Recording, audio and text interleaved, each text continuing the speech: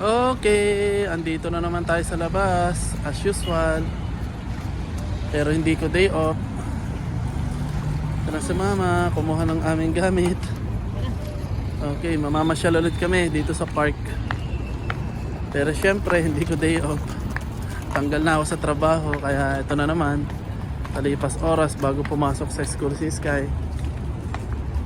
Nagbaon na ka ng... nagbaon na kami ng kape. Tsaka konting tinapay o pagkain.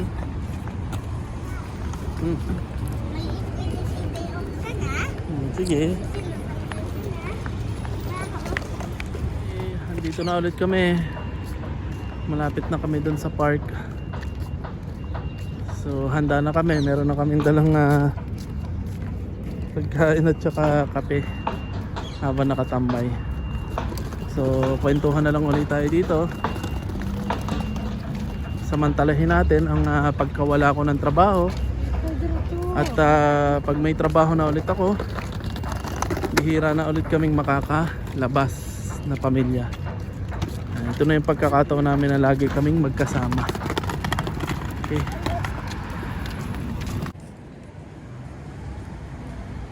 Okay, nandito na tayo sa spot.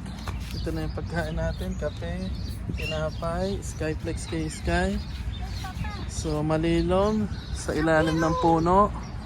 Exactly, eksakto. Ayos.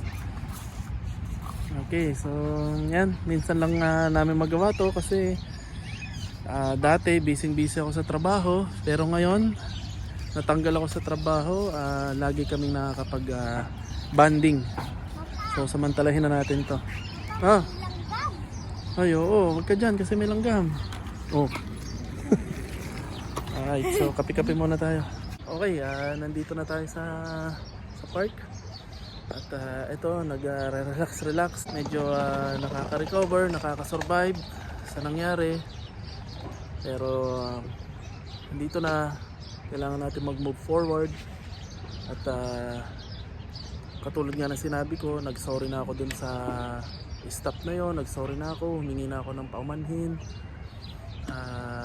Ito na yung nangyari. Wala na tayong magagawa. Pinagbabayaran ko na, pinagdudusahan ko na yung accusation sa akin. At hindi tayo pwedeng habang buhay na malungkot, magsisi o magalit. So tatanggalin natin yan. Kailangan nating mabuhay para sa ating pamilya.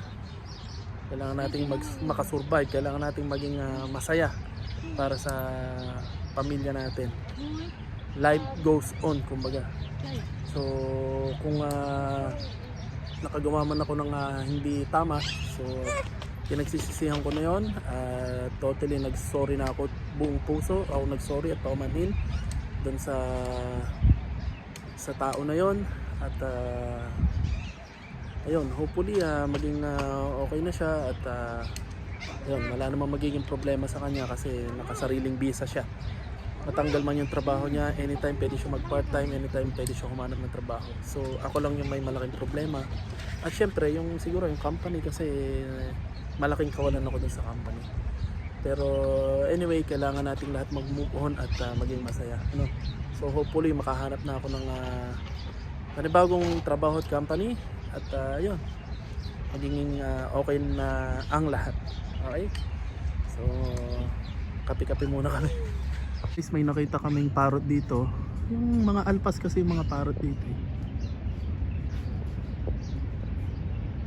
Yun yun siya. Alpas lang yung mga parrot dito. Isang parrot bali tatlo sila magkakasama. Okay, nakakamiss. Namimiss ko yung mga staff ko. Mga kababayan nating staff, yung mga kinuha kong staff. Kasi yung 4 na staff na kinuha ni Madam, mga tinanggal ni Madam kasi mga pasaway. Tapos yung 2 teacher nag-resign. Kaya galit na galit si Madam sa mga kinuha niyang staff. Tapos ito na nga yung recently. Yun na yung huling kinuha ni Madam na staff.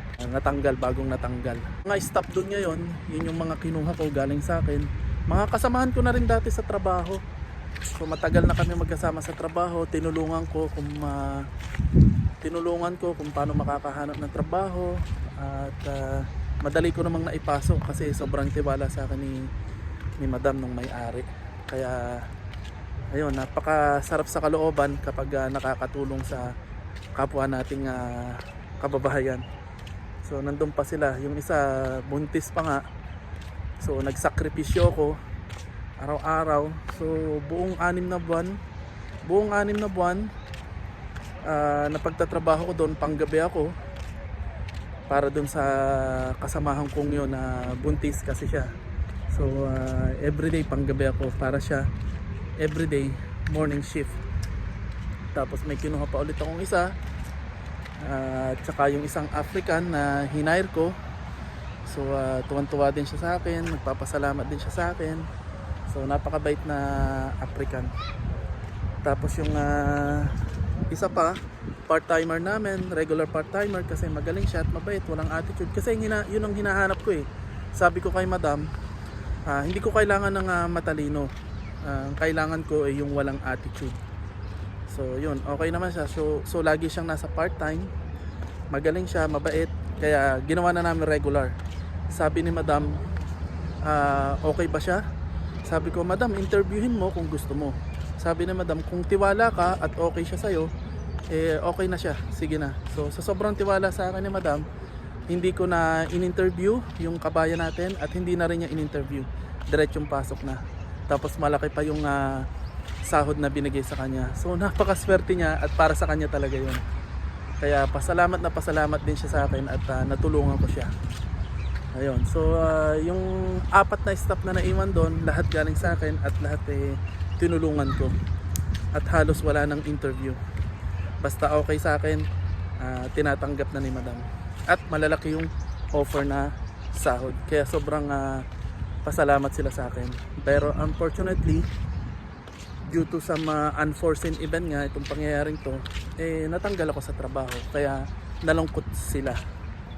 Mga nag-message nga sa akin at nagpapaabot sila ng pasasalamat sa akin at nagkaroon sila ng trabaho. Ayun. So mamimiss ko sila. So hopefully alay natin in the future kapag yung tumawag sa akin ngayong bagong company na magbubukas, okay. So makukuha ko din sila. Pero ang problema nga dahil dun sa mga nag-resign at saka dun sa mga pasaway na staff na kabayan natin, napilitan yung may-ari, si Madam, na baguhin yung kontrata na kapag nag-resign ka, babayaran mo yung mga nagastos niya. So at least 7,000 dirham yung babayaran mo pag nag-resign ka. Kaya hindi sila pwedeng basta-basta mag-resign. Kahit na gusto ko silang kunin, sabi nga nila sa akin, sir, hindi naman kami pwedeng basta-basta umalis kasi magbabayad sila ng nagastos ni Madam. Yun lang ang naging problema. So pag may mga pasaway na staff, pasaway na kabayan, so napapasama. Nagkakaroon ng mga bagay na hindi nyo magustuhan. Yun nga, nagkaroon ng bagong policy para hindi basta-basta mag-resign kasi nagastusan nga ni Madam. Pag nag-resign ka, kailangan mo bayaran yung nagastos ni Madam. Yun ang nangyari. Gawa din sa ginawang kasalanan ng kabayan. Gawa din ng mga kababayan natin na yun nga, mga pasaway. Pero wala na tayong magagawa doon. Pero hopefully makasama ko ulit sila kasi mababait silang tao. Yun kasi ang gusto kong mga kuning tao. Kahit hindi matalino, matuturuan ko naman ng lahat ng bagay, pero ayoko nung may attitude. Okay? So tanghali na, papasok na si Sky.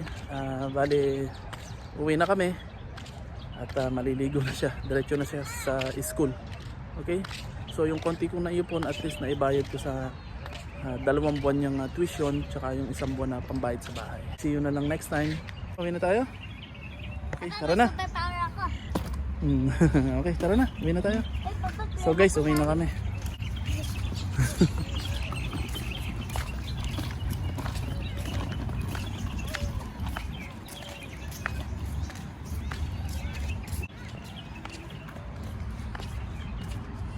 Napakaganda ng view dito. Park sa gitna ng mga building.